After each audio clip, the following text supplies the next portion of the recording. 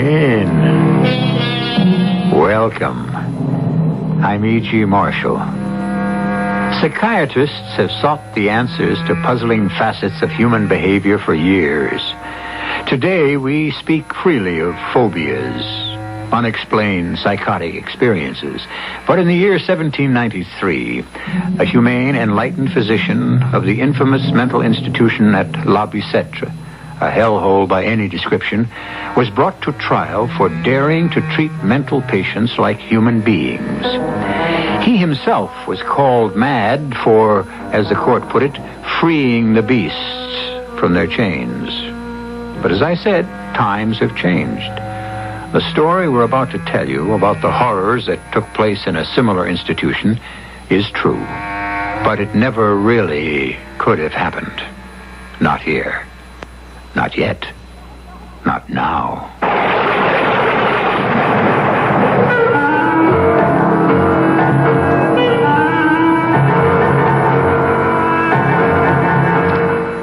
Our mystery drama, Free the Beast, was written especially for the Mystery Theater by Ralph Goodwin and stars Paul Hecht.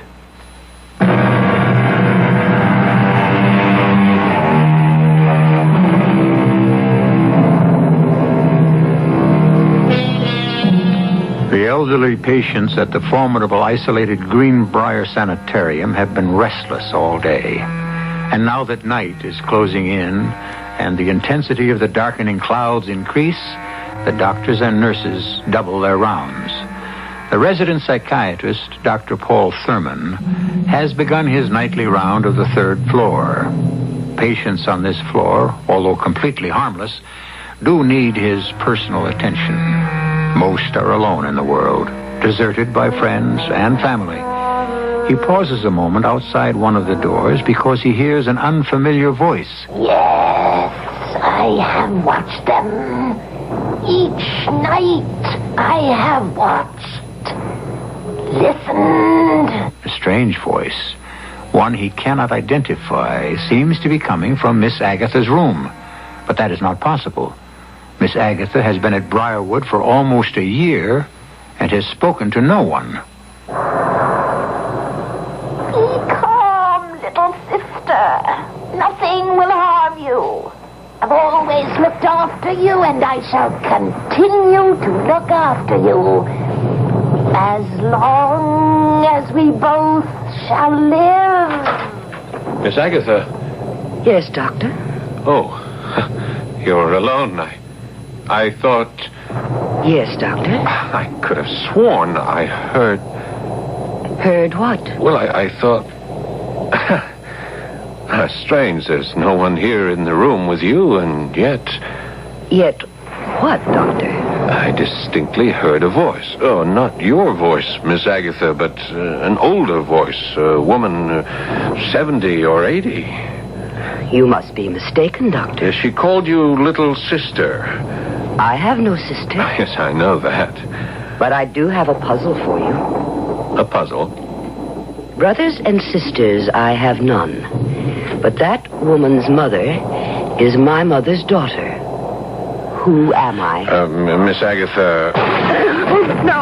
No, stop. Make them stop, Doctor. That noise. Oh, just a summer night storm, Miss Agatha. You're safe here.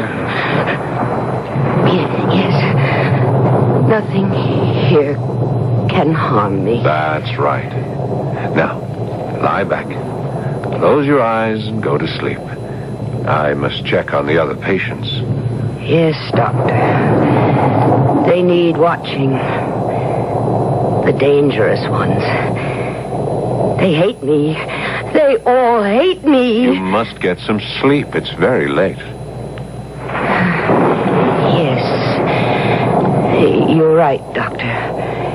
It is very late. For the dangerous ones.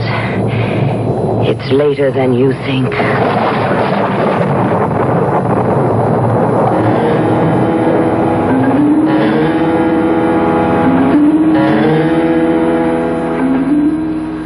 But I tell you, I heard it, Margaret. But it's hard to believe, Paul.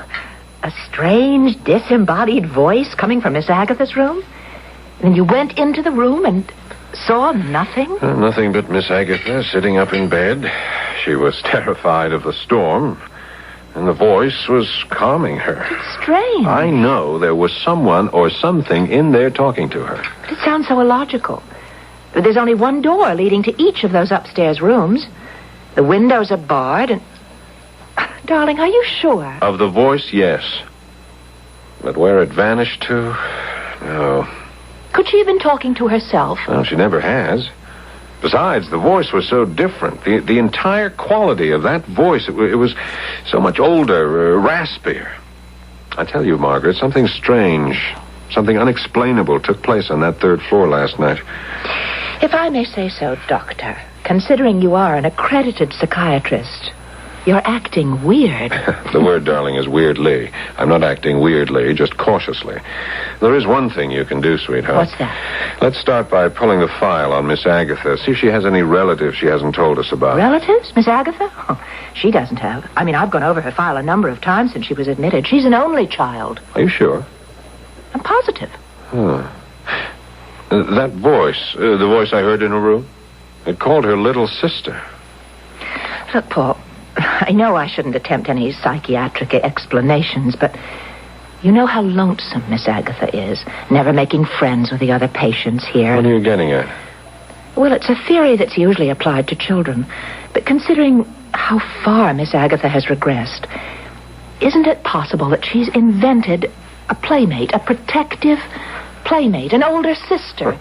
That's a good try, but just you concentrate on being beautiful, huh? Let me concentrate on what I heard in that empty room last night. You still insist there was someone in there? Someone or something. I know that's, as you say, weird for an accredited psychiatrist to suggest. But go through Miss Agatha's file once more. And if she hasn't got an older sister, well, we'd better start looking for an 80-year-old patient in this institution who can walk through walls.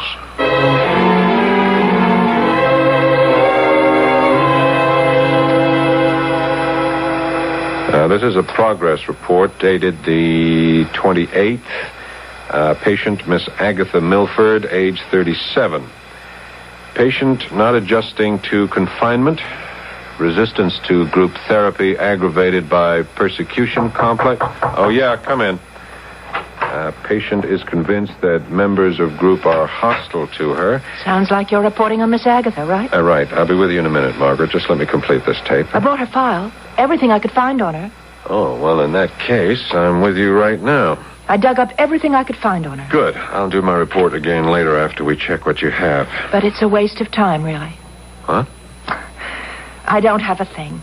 No brothers, no sisters. She has none. Brothers and sisters, I have none. But that woman's mother is my mother's daughter. What? That's what Miss Agatha said last night. When I heard that strange voice in her room, I asked if she had a sister. She said no. And then she added, brothers and sisters, I have none, but that woman's mother is my mother's daughter. Oh, I've heard that riddle before. But isn't it son? I mean, that man's father is my father's son? Yeah, but not the way she says it. What does it mean? I don't know. Right now, I don't know anything for sure. I don't even know if I actually heard that voice coming from Miss Agatha's room. But you said that... Oh, I heard a voice, all right. It wasn't Miss Agatha. It sounded like it came from her room, but could it have come from somewhere else? Where? The rooms are 30 feet apart. If it came from the next room, Mrs. Haverstrom's room, it could have... No. It couldn't have come from Haverstrom's room. I passed there. All was quiet. It came from the far end of the hall. I wonder... What? Oh, no. Never mind. Let's see that file, huh? Here you are. Oh, and talking about Mrs. Haverstrom. Yeah? Well, she and Miss Agatha got into another one of their brawls this morning. Oh, no. What about? Same thing. Miss Agatha still insists that the gold locket Haverstrom wears around her neck is hers. You know, the one with the picture of Haverstrom's father in it. Yeah, what's this? What's this entry here? It's hardly legible. Look, it's some sort of legal document. It seems to be rain damaged. Well, what is it? Adoption papers. Adoption papers? Yeah. 1936 or 39. I can't quite make it out. An adoption agency in Greenville Township. That's just across the county line. The name on the document is Milford. Yeah. That first name looks like it could be Agatha. Yeah? You know, I bet if we checked this out, we'd find it's Miss Agatha who was adopted. But it's funny she never mentioned Well, it. she may not know. Most adopted children are never told. Agency records are confidential. But I think we've come up with a lead. A lead? When she doesn't know she's adopted and agency records are top secret? What kind of a lead is that? That's a tough one, I'll admit. But with a little digging, we may find out more about our strange Miss Agatha. Now, what was that about the locket? The usual. Miss Agatha insists that the locket is hers. And this time she tried to tear it off Mrs. Haverstrom's neck. And, well, Haverstrom swung her cane at her. But fortunately she missed. That Haverstrom locket? It could be Agatha's, you know. Well, I don't see how. Agatha Milford came here less than a year ago. I mean, look at her record. Here's what she brought with her. Just a few personal belongings, items supplied by County Hospital. Oh, no jewelry. I see. Well, just keep Haverstrom and Miss Agatha separated, will you? Yes, Doctor.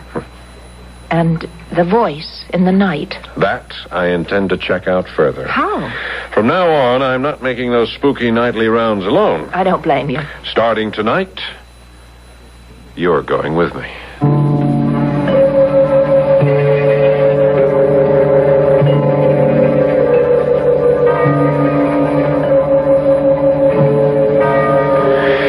Well, 10 o'clock. Time to make the rounds. Someone covering for you down here? Yes, one of the matrons. All right, let's be off, shall we? Just a few more steps to the top. Oh, careful. Careful, the railing here is not too secure. Railing? This entire third floor is ancient. If you ask me, we ought to close down the whole building. At least this crumbling railing should be replaced. Paul, if you'd only talk to the correction board, they might be... What's that? I don't know. It's coming from the far end of the hall. Miss Agatha's room? Let's see, shall we? Yeah, those are the same sounds I heard last night. Don't cry, little one. There's no need to cry.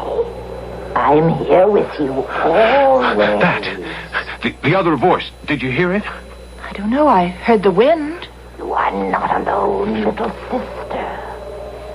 You need fear nothing or no one. Do not cry. I will never leave you.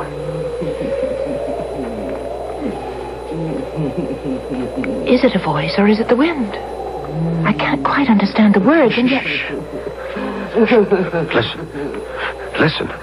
There's nothing to fear, my little sister. No one will harm you. I've always looked after you. I will continue to look after you. Until death do us part. It's a weird voice. It's certainly not Miss Agatha's. Please. Tell me, little sister, why do you weep? Is it about the locket? Your locket? The one that's been taken from you? Yes, the locket. That Haverstrom woman still has it. She tried to kill me. I wish she were dead. She's talking to herself about that fight she had with Mrs. Haverstrom this morning. Yeah. Or is she talking to herself? I want it, sister. I want it. That locket is mine. Mother gave it to me. You were there. You remember? Yes, I remember, little sister. The locket is yours. And you shall have it. I promise. I promise. Wait. Don't go. I must, little sister. I must. The voice. Listen, it's fading. Quick, open the door. I can't. It's locked. The keys. Use the keys. Sister, please, come back. Damn it, the keys. I don't have them. Miss Agatha. Miss Agatha, it's Dr. Thurman. Let me in. No, doctor, go away. I'm asleep. I must rest. Please, Miss Agatha, Nurse Palmer is with me. I must talk to you. Please. Please let us in.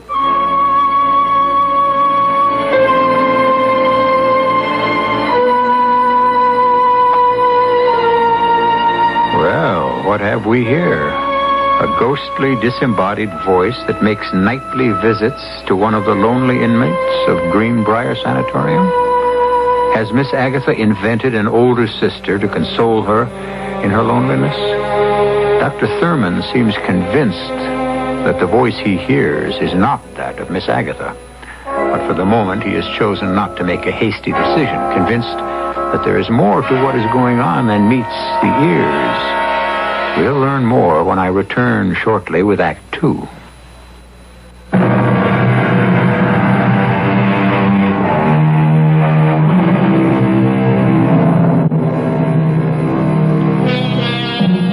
Over 600 years ago, back in the 15th century, two scholarly monks compiled a book of horrors called Malleus Maleficarum, a definitive study of mental illness that proved conclusively that the poor tortured souls chained in the snake pits were not ill, but unwillingly possessed by demons and witches.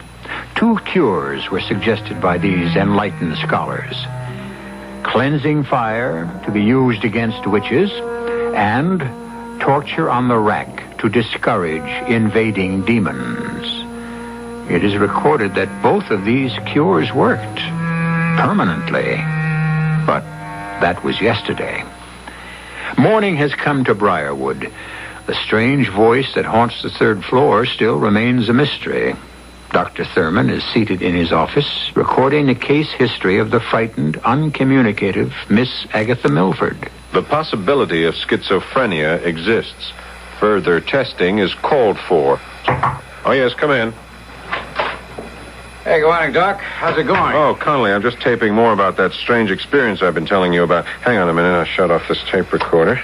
You know, that's a great way to keep records. Yeah. I've been meaning to buy one of those gadgets for the agency. How's our suspect, Miss Agatha, doing? Oh, please, let's not refer to her as a suspect. She's a patient, one we know very little about. That's why I called you in.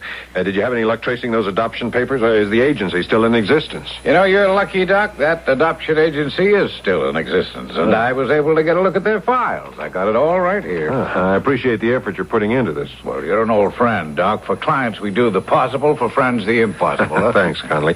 Would you let me see the file? Now, hold it. This is a favor, right, Doc?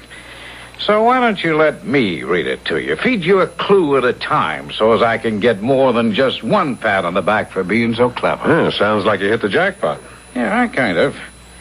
Now, to understand this complicated dossier, we'll have to start here on page 7 and work our way backwards. Connolly. Relax, will you, please? Now, let's see. First, we have the patient's transfer from Greenfield to Briarwood, the newspaper clippings, then the murders. Murders? I'm coming to them. Here we are. Milford, Agatha, natural parents. Natural? Your hunch was right, Doc. She was adopted. Then the name of the child on the adoption papers, the name we couldn't read? Agatha Ann Milford. Adopted daughter of Charles and Henrietta Milford. Her real mother was named Mason. Carrie Lee Mason. She worked as a lab technician at Mercy Hospital. That's where the child was born. A few months before the trial took place. Trial? Yeah.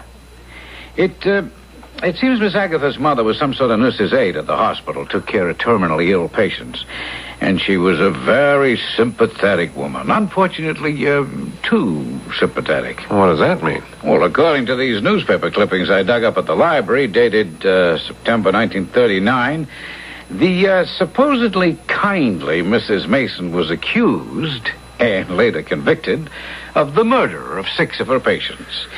She simply turned off the oxygen supply and let nature take its course, which, of course, was inevitable. Only the jury judged it to be murder in the first degree. Oh, poor woman. Watching those patients suffer day after day. Wasn't the pressure that she was under taken into consideration by the court? Ah, but that's just the point. Evidence in the trial showed that she was under no pressure at all before, during, or after the murders. According to her testimony, she just followed orders. Orders? She said a voice told her to do it. It's all here in this newspaper account. It seems our Mrs. Mason heard voices in the night. Voices that calmed her and comforted her in times of trouble. And voices that told her how to comfort others. Good Lord. Like mother, like daughter. What? Oh, no, nothing. Go on. What else do you have there? This woman, Mrs. Mason, Miss Agatha's mother, did she have any other children? Other children? Yeah, sons, daughters. Particularly daughters. A girl, perhaps, older than Miss Agatha. Oh, at least not according to the records I've dug up. Mrs. Mason had no other children. Miss Agatha was an only child. Are you sure? It's important. Could there possibly be a sister, an older sister? Oh, you mean that voice you've been hearing, huh? I'm sorry, Doc. There's no answer on that. When the Mason woman was sent up for the murders, her child was put up for adoption. Miss Agatha, that is. Her only child. Now, of course, there are skeletons at every closet if you want me to dig deeper. Yeah, I wish you would. Well, sure, old buddy, I will. The easy way out is to classify Miss Agatha as a schizophrenic. You mean that Miss Agatha and her sister may be the same person? Yeah. Only you don't really believe that. No, not after the studies I've made so far. There are reasons too complicated to go into. Yeah. Well, if I can be of any help. Thanks, you have been. Oh, by the way, is there a picture of Miss Agatha's father in those clippings? Yeah, I believe there is. Wait a minute. Yeah, here we are. Nice-looking guy. Yeah. Mustache, long sideburns. Looks like Valentino, huh? Why? Oh, we've had a little dispute over a gold locket. It belongs to Mrs. Havestrom. Inside the locket is a picture of her father. Miss Agatha claims the locket is hers. Well, here, take the picture. Compare it. That'll take care of one problem. I hope so. I've had to lock Miss Agatha in her room. I had a padlock installed last night. At least I know she'll be safe until this petty bickering is over with, and we can try to trace that strange voice we've been hearing. Well, if you hear two voices coming out of there now, you'll know it's just another case of schizophrenia. Yeah, I hated to have to do it. Miss Agatha is not a violent person. She must have been terrified when Mrs. Havestrom swung that cane at her. Oh? Sounds to me like you locked up the wrong patient. Mrs. Havestrom is not violent by nature. Look, there's too much to explain. If you'll let me have that photo, she'll prove once and for all who the owner of that locket is. Oh, excuse me. Sure. Dr. Thurman speaking. What? When did it happen? Miss Agatha, where is she? I see. Yeah. I'll be right there. Well, we won't need that photo after all, Connolly. Mrs. Havestrom is dead. What? Dead? The third floor railing. It's needed repairs for months. The poor crippled old woman must have leaned against it. She just fell to her death down 3 flights of stairs. Well, look, could she have been pushed? Look, I'm sorry. I can't discuss this any further. I got to get to the infirmary.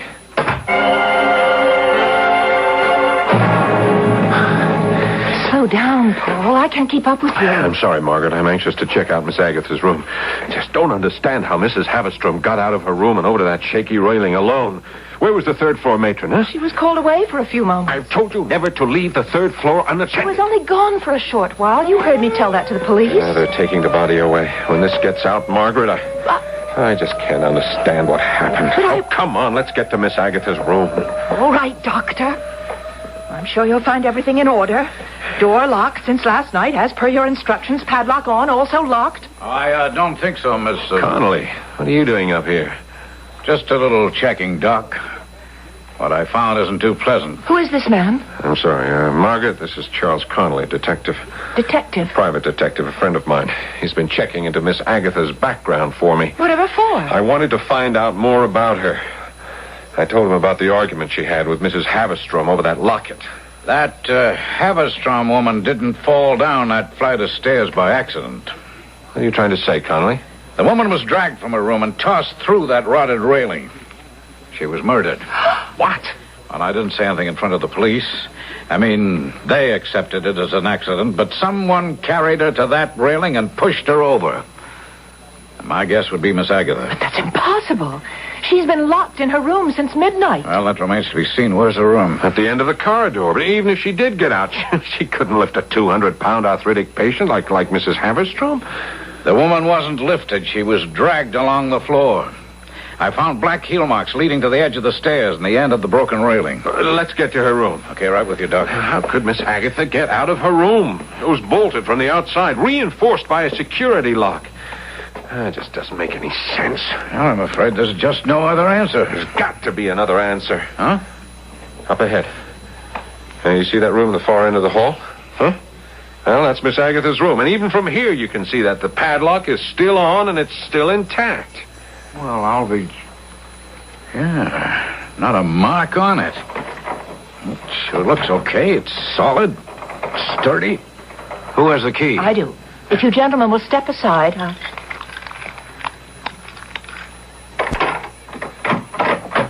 Well, good morning, Doctor. It's such a beautiful morning, isn't it? Yes. Yes, it is, Miss Agatha. You slept well, I trust? Oh, very well, Doctor. I see you've brought some visitors. Nurse Palmer. Good morning, Miss Agatha. And a gentleman I don't believe I've met before. This is Mr. Connolly, Charles Connolly, an old friend. He just stopped by to say hello, meet some of our new patients. How nice. A pleasure to meet you, Mr. Connolly. Well, thank you, Miss Agatha. And may I say you've come to the right place. I beg your pardon? Well, I mean, it doesn't look like much from the outside, but it's so pleasant here. Everyone is so nice. Oh, yeah, is that right? Mm-hmm. Even Mrs. Haverstrom. She was trouble for a while, but everything is fine now. It's all been taken care of. It has? Yes. Doctor, I have a confession to make. That was my sister you heard me talking to in my room. I didn't want to admit it because of sanitarium rules. No visitors after 8 o'clock. But since she won't be coming back anymore, I can admit that she's been here. Because everything is all right again. What do you mean, everything is all right again? Well, look, Doctor. Look what I have around my neck. Good Lord. Mrs. Haverstrom's locket.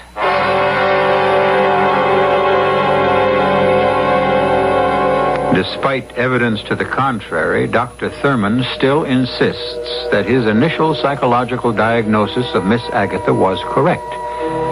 Convinced that this frail, frightened woman could not possibly be involved in anything as horrible as murder. Let's hope Paul Thurman is right. Because if he is not, he could be dead wrong. We'll learn more when I return shortly with Act 3.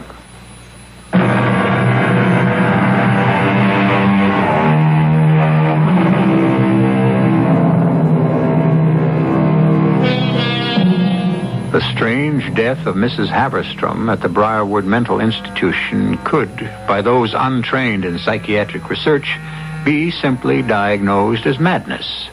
Wasn't it Lewis Carroll's observation in Alice in Wonderland that went something like this? "How do you know I'm mad?" Alice remarked. "You must be," said the cat, "or you would not be here." A simple solution to our mystery, I must admit. But not for those of us who have been expertly trained in madness and murder. We need more time to contemplate, consider, to separate the half-lies from the truths. Listen. And since the death of Mrs. Haverstrom, continued attempts made by staff members to remove the golden locket from Miss Agatha's throat have made the patient exceedingly hostile. She has become suspicious of all who enter her room and is now refusing food unless served by the one staff member she trusts, Nurse Palmer. Oh, yes, come in. All attempts to gain access to gold locket have failed. Until this morning, Paul. Look, the locket. Yes. How did you get it? She held it a little too tightly this morning. The clasp broke, and I told her I'd have it repaired and bring it right back. As simple as that? Where is the picture of the father that Mr. Conley gave you? I want to compare it with the one Mrs. Haverstrom showed me. I've been trying to open that clasp, but it seems to be jammed. Oh, here, give it to me. Let me do that. You'll find the newspaper clipping in that desk drawer, the one on the left. I'll get the picture. Okay. You work on that clasp. Were these the clippings? Yeah. This clasp seems to be bent. I'll get it in a minute. Do you remember what the man in the locket looked like? Was he young, old? Young man, about 30. Well, that sounds about right. Man in the newspaper clipping was about 30. Sort of plain looking, slightly balding. Plain looking? Baldy? What's wrong? No mustache or Long sideburns? No. Mrs. Haverstrom's father was clean-shaven. Heavy features. It was a tintype. I guess it must have been taken in the early 20s. Well, it's not the same man. It's not? No. Here, give me the clippings. I'll show you. See, there. That's Miss Agatha's father. There, young, dashing, handsome. Looks a lot like Valentino, huh? Oh, I'll be darned. All this trouble for nothing. Yeah. I finally got this locket open. There, you see... Oh, no. What's the matter? Paul, what is it? The photo in the locket. It's neither the man you described nor the man in the clipping. It's a photo of a woman. An old woman in her 80s who looks exactly like Miss Agatha.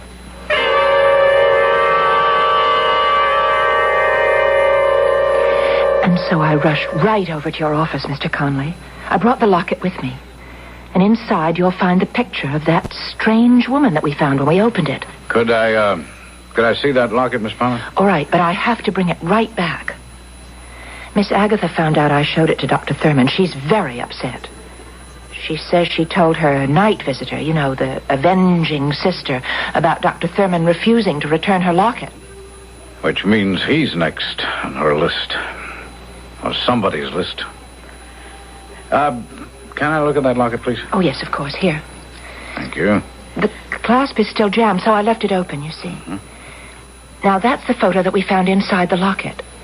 It looks exactly like Miss Agatha, only 30 years older. Yeah. Yeah, it does, doesn't it? And you have no idea how this photo got in here, hmm? No. I mean, we still have no idea how Miss Agatha got the locket in the first place. The last time I saw it, Mrs. Haverstrom was wearing it. Yeah, I know. And when Mrs. Haverstrom fell through the railing to her death down that flight of stairs, Miss Agatha was locked in her room. How many keys are there to that padlock? You still insist Miss Agatha had something to do with Mrs. Haverstrom's death. But in order to do that, she'd have had to have help from the outside. An accomplice at the sanitarium. How many keys, Miss Palmer? 2. Mine and Dr. Thurman's. Oh. Since Dr. Thurman is an old friend of yours, I suppose that puts me in the category of being a prime suspect. No, I didn't say that. You did. But you didn't say I'm not. If anyone had the opportunity to assist Miss Agatha in this, what you call, madness, I did. Yeah, Miss Palmer, I've thought of that. I mean, you turned the 3rd floor over to a matron that night, right? Then sent her on some sort of errand. What do you mean, some sort of errand? We have a diabetic patient under our care, Mr. Conley. I sent the matron to give that patient an insulin shot. Was the patient on the 3rd floor? No. No, she's in Ward 1 on the main floor. Then that would leave the 3rd floor unsupervised, huh? And it would give you time enough to accomplish whatever you wished, unobserved. I resent this. Time enough maybe to smother Mrs. Haverstrom with a pillow, drag her to the top of the stairs, and toss her to her death through the rotted railing? Is that an accusation? No, Miss Palmer. It's just a theory. All right. And how do you explain the locket that we found around Miss Agatha's neck? Well, you have a key to her room. You could have slipped in, placed the locket around her neck while she slept. And the photo, Mr. Conley? I assume you have an answer on that, too. Where would I have gotten a photo of an old woman who looks exactly like Miss Agatha? From one of the newspaper clippings I left with Dr. Thurman. The Carrie Lee Mason file. A duplicate of the one I keep here in my desk drawer. Would you like to see the clipping, Miss Palmer? A recent clipping? Mr. Conley, I've been patient until now. Here is what Carrie Lee Mason looks like today. The same photo. It's exactly the same as the one in the locket. Oh, not quite, Miss Palmer. You see, the prison guards have been cut away to make the photo fit in the locket frame. Easily enough done with, a pair of surgical scissors. I've had enough. I haven't. Now, I've checked out this sister theory Paul Thurman keeps insisting on, and so far I've come up with nothing. My partner Ross is out on it right now. You've had less than 48 hours. I'm He's sure... going to come up with nothing, Miss Palmer. The prison is in Greenville. He's there now checking their records, and it's a waste of time. If you don't find any record of an older sister, then there has to be some other answer. Because I'm not it. Oh? You forget. The night Dr. Thurman heard that strange voice coming from Miss Agatha's room, that second night, when I went with him to check it out, I was standing right alongside of him, outside the room. Yeah, that's true. Right, if you can explain how it's possible for a person to be in two places at the same time. That's very simple, Miss Palmer. The voice Dr. Thurman heard could have been on tape. Tape? Yeah.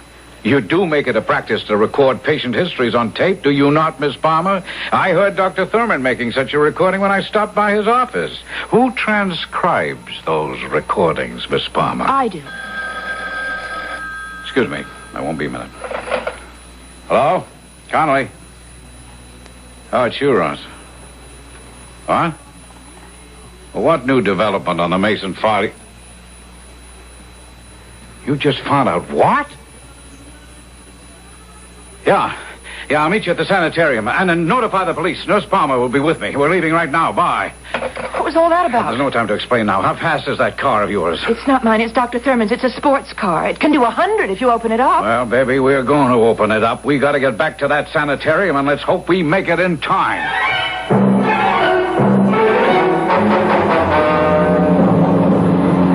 Mr. Conley, please slow down. Just hang on, baby. Hang on. I've been hanging on for dear life. If anything happens to this car, I'll never hear the end of it from Dr. Thurman. I'm not worried about the car, Miss Palmer. I'm worried about Paul Thurman. Dr. Thurman, why? Look, you never told me what... There's a turn up ahead. Hang on.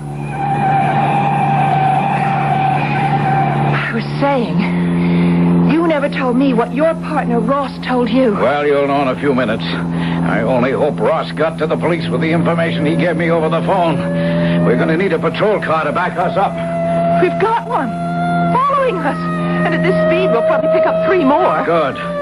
All right, there's the driveway to the sanitarium. Right up ahead. It's blocked by 2 police cars. Hang on, I'm going to stop.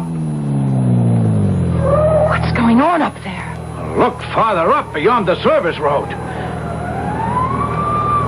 Fire engine? Oh, look at the smoke. Oh, my God. Briar was on fire. Come on. That building is a death trap. I've got to help the patient. Wait.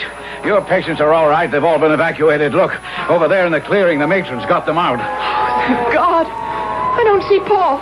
Dr. Thurman. Probably still in there. That's why Ross called. Oh, I'm so confused. I don't Ross was calling from the prison.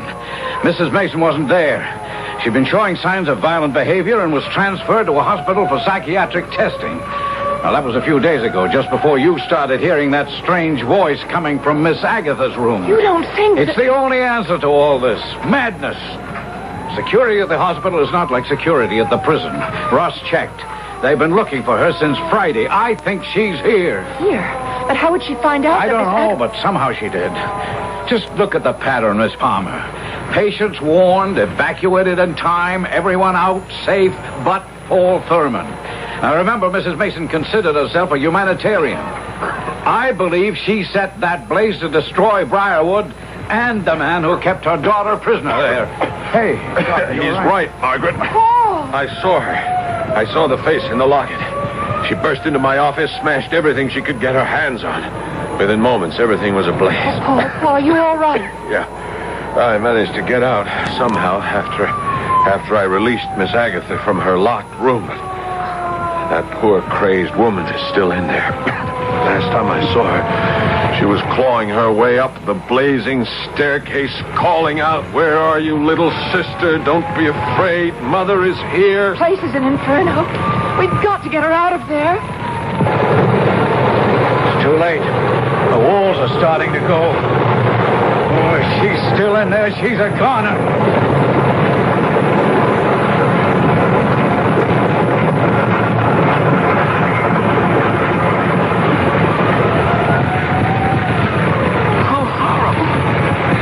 Nothing could escape such devastation. At least the others are safe. Are you sure they all got out? Yeah. Everyone but Mrs. Mason. I don't understand. What made her do it?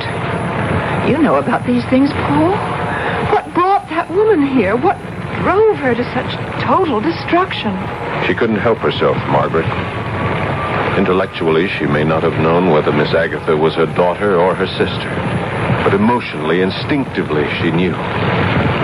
She was driven by one of the strongest forces in nature.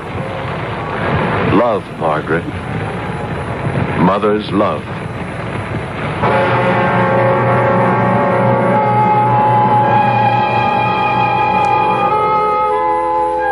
According to the police report, only one charred body was found in the ruins of what was once Briarwood Sanatorium. It was found half buried at the foot of the stairs. Police reports do not give details, but they say, clutched in one blackened skeleton hand, someone found a key to a padlock. I'll return shortly.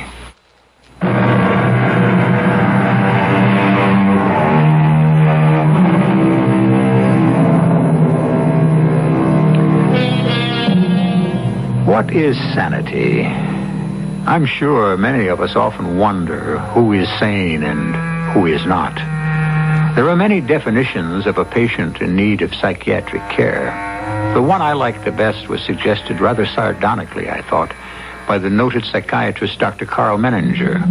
A patient, says Dr. Menninger, is merely a word which confines and controls the experience of madness before the individual has had a chance to tell his story. Our cast included Paul Hecht, Marion Seldes, Joan Lovejoy, and Ian Martin. The entire production was under the direction of Hyman Brown. This is E.G. Marshall inviting you to return to our Mystery Theater for another adventure in the macabre. Until next time, pleasant dreams.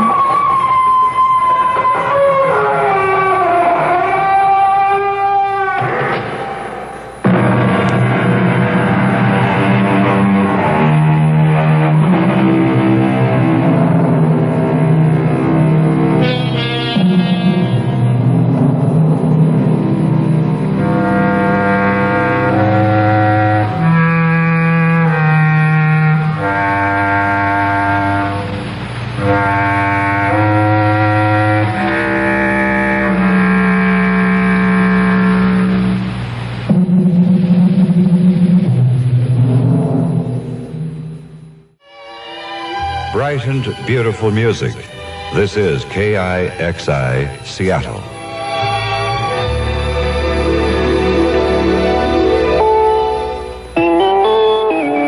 CBS News. The condition of Congressman Wayne Hayes is reported improving in a Barnesville, Ohio hospital, where he has been in a coma since taking an apparent overdose of sleeping pills. I'm Rita Sands reporting on the CBS radio network. Congressman Hayes was given the medication for a stomach disorder, and hospital officials say they have no way of knowing if he took too much or if his weakened condition caused an overreaction to the pills. They do say that no suicide note was found, indicating it appears he did not abuse the prescription intentionally. He is reported to be coming out of his coma. Congressman Hayes is currently under investigation because of a sex scandal involving his congressional payroll and a former secretary. Representative John Young of Texas denies he employed a former secretary for sex. A report in the New York Times quotes Colleen Gardner as saying she quit Young's staff in March out of disgust because he had pressured her into a sexual relationship. 2 battalions of Algerian and Libyan forces have entered Lebanon to help police a ceasefire in the civil war. They are part of a larger force that would police a ceasefire in Lebanon. Arab diplomats are fearful that the peacekeeping plan might run into serious problems because of a reported refusal by Syria to pledge withdrawal of its thousands of troops now on Lebanese soil. There are also signs of a new conflict between Syria and Iraq. Iraqi troops reported moving towards the Syrian border. Meanwhile, the civilians in the Lebanese conflict are anxious and distrustful. John Sheehan has more from Beirut. The people here in Beirut, the civilians, are less ready to trust a ceasefire than they have been in the past. The people aren't going out into the streets. Those businesses didn't open. The street markets didn't spring back up the way they have in the past. Everybody's just sitting and waiting and sticking close to home.